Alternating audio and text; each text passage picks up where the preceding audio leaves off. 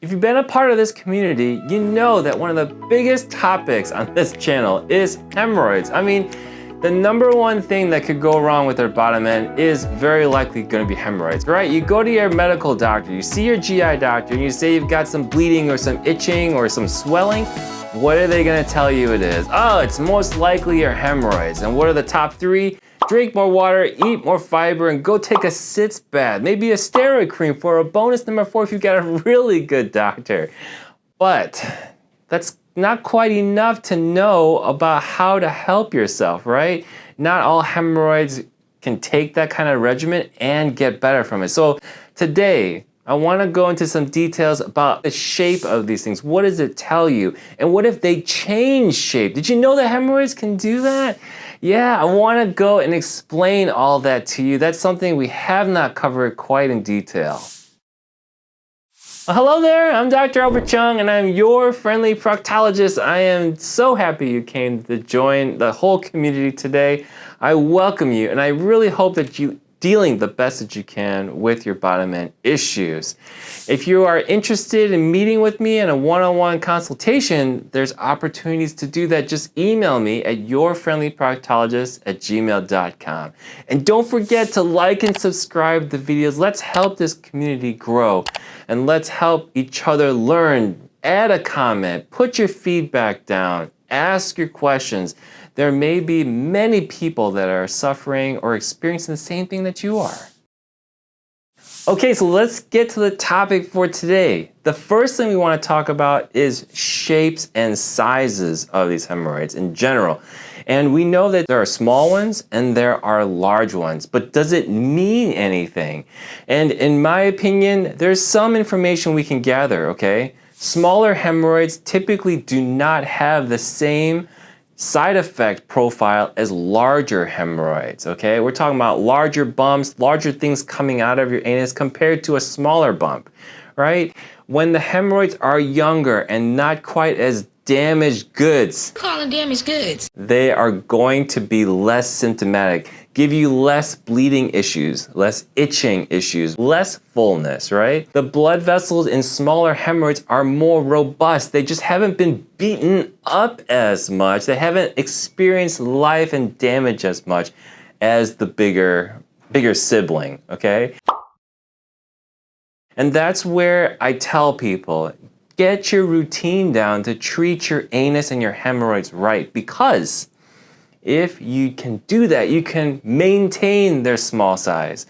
We don't want them to get any bigger. We want to start our habits now and implement them and keep them the same for the rest of our life, because we may think they're annoying now as small guys, but wait till they get larger and they're going to interfere with your life even more.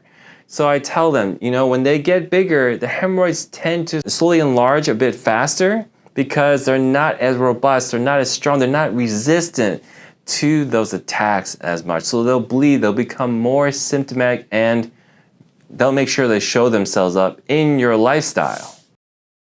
So what about texture-wise, firm versus soft hemorrhoids? This is a little bit trickier and really will take a doctor, a lot of times may take a specialist to tell you, is this something to be concerned about, okay? So if a hemorrhoid is soft and spongy feeling, we usually aren't too concerned about it, right? Oh, the hemorrhoid's a little bit swollen up, and the symptoms when they're a little bit soft and spongy aren't as bad as when they are firm, they are ballooned up and heavy like that, right? And when they are a little bit more firm, then the other possibility of blood clot being in there. Now, texture can also be very helpful in distinguishing what is going on with the hemorrhoid. Like, is it firm or is it soft, right? Or is it a little bit spongy?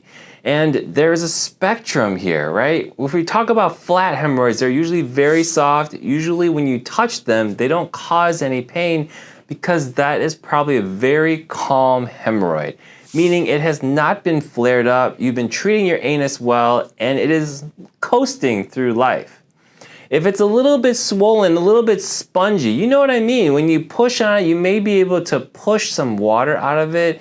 Like, it may change like it may flatten out temporarily. And what you're doing is pushing out blood, or maybe even pushing out water from swelling. And that could be from a mild attack. Maybe you've had multiple bowel movements in a day and you've had overuse of it, right? So it's kind of in between an all-out flare where it's completely pissed off, and also in between that of a very calm, flat, very happy hemorrhoid. While we are increasing our knowledge about hemorrhoids, we need to also be aware of treatments that are out there for our hemorrhoids, like Pranicura.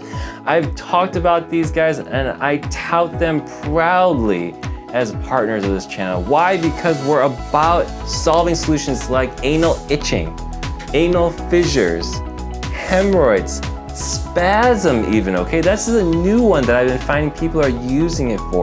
That cool menthol, which I really like, solves the problems of relaxing their muscles and also to relieve and distract them so that the hemorrhoids can swell down, okay? And we're gonna go through about that situation later in the video, but this is extremely powerful stuff.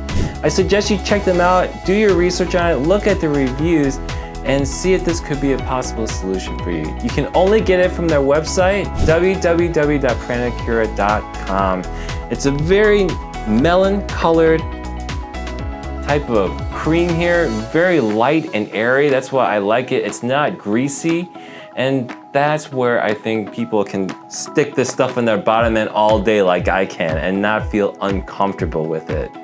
Check them out. Thank you so much, Pranicura. The other side of the spectrum is a firm hemorrhoid, okay? And with these, sometimes it takes a specialist to really understand what the problem is.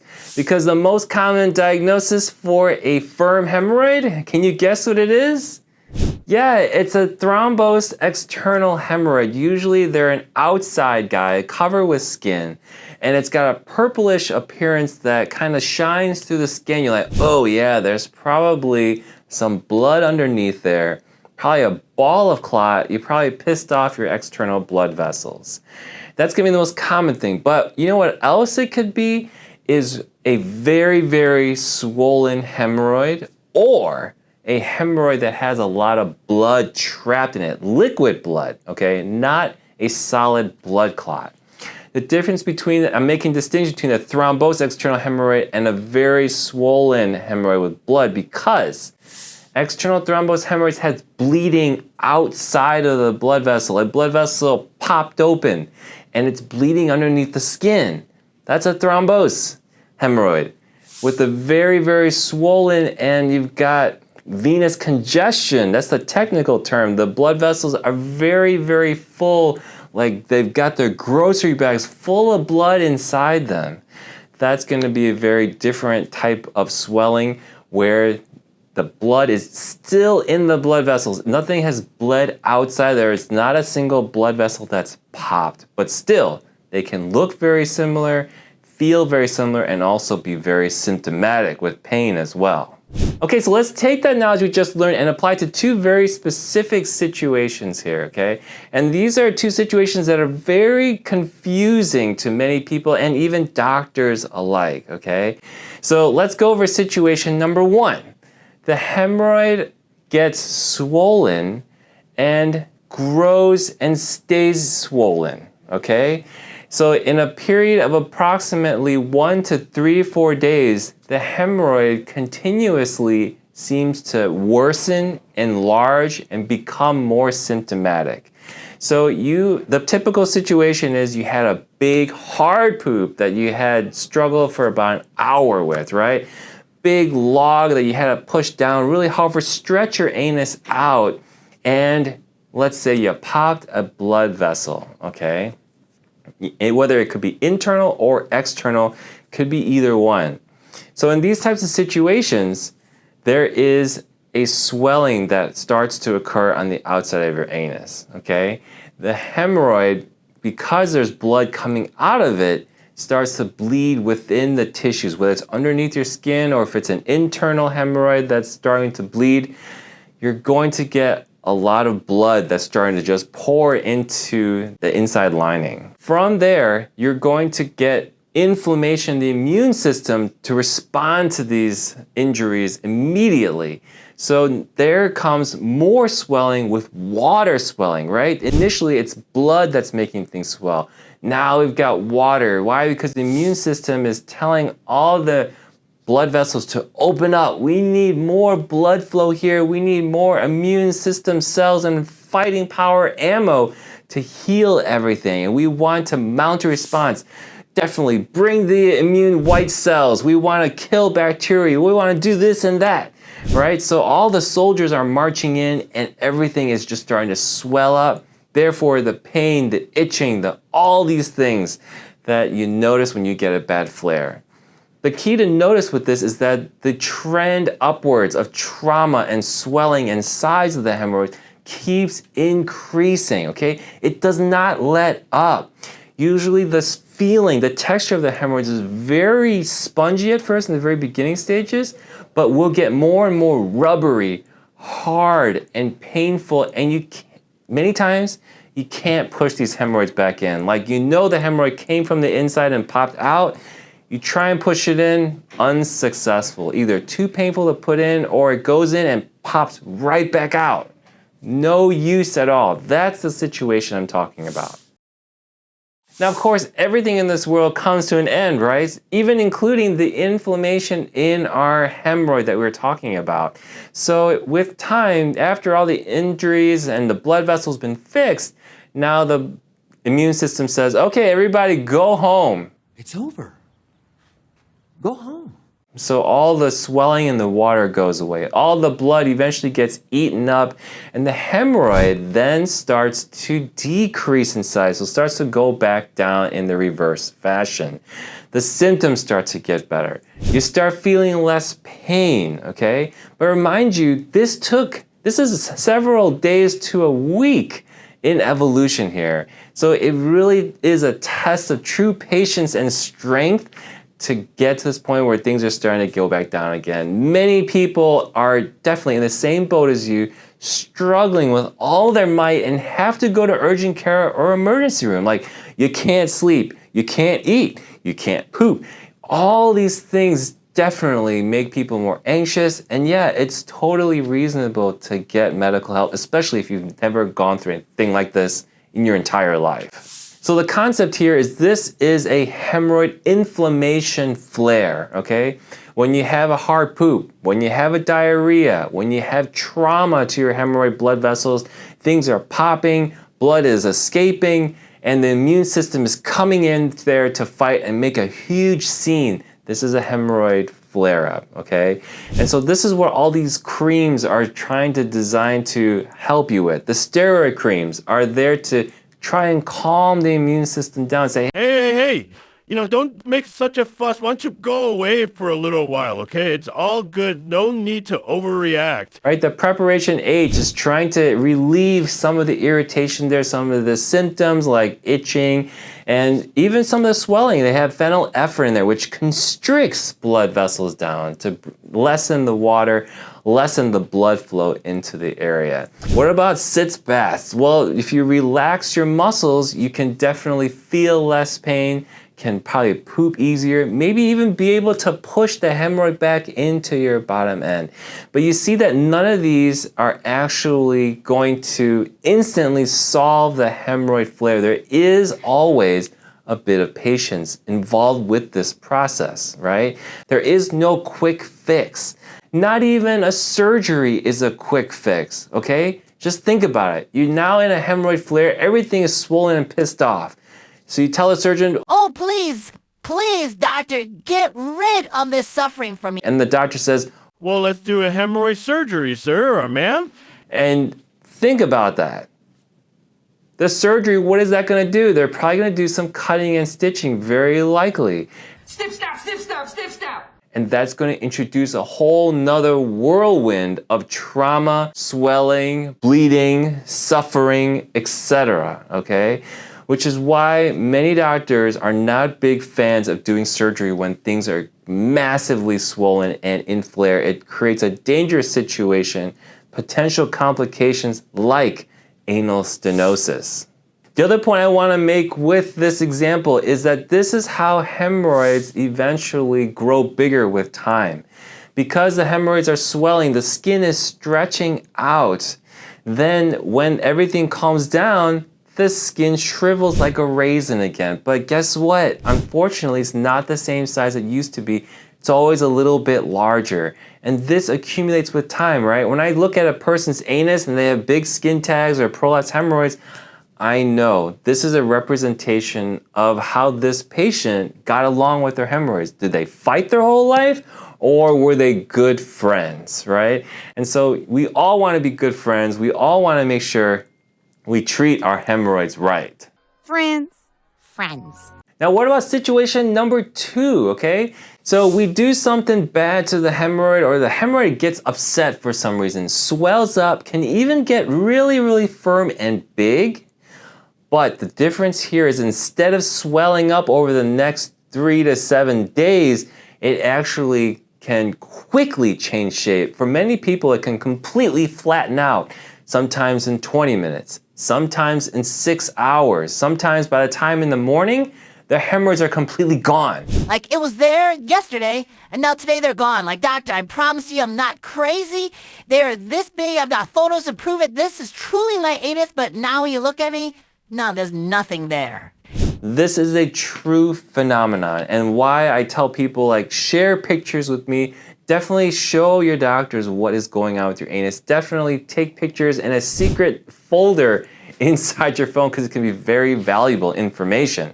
Now, this sequence of events is not an inflammation pathway. Okay, this is not technically a hemorrhoid flare-up. And my definition of it is hemorrhoid inflammation means you have the immune system involved, and that means the swelling, the repair, the damage, the immune system is getting involved. But this is not the case in case number 2.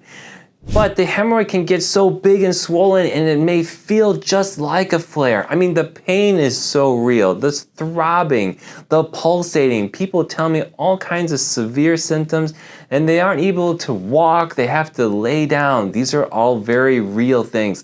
But I maintain my stance. This is not a hemorrhoid inflammatory flare. Now, you may not be really convinced here because you know when you feel these hemorrhoids, they feel firm. They feel like little rocks, okay? They're not soft and pudgy. There's like no way that something like that could just disappear. It's gotta be a flare.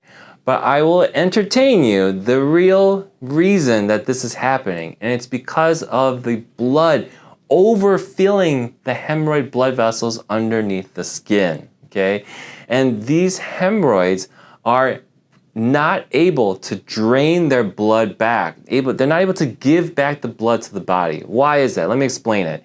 There's a phenomenon called anal spasm. Anal spasm is when the anus muscles, the sphincter muscles, are squeezing much tighter than they should be. And when you're in a little bit of annoyance with your hemorrhoids or with your anus, the muscles like to unconsciously squeeze. Now, what's inside the grasp, inside the fist of the anus sphincter muscles? It is your hemorrhoid blood vessels, okay? So if we can imagine that the body is sending blood into your hemorrhoids one direction. On this side, now your hemorrhoids are swollen here because they're being fed blood. Usually, though, the blood returns back to the body back the same way they came, which is through your anus. But what's going on here is the anus is squeezing down like hell, and these hemorrhoids get trapped and they are forced to take on this blood and not able to drain it and give it back and shrink down. So then how does the hemorrhoid then get smaller if that's the case, if the anus is always squeezing?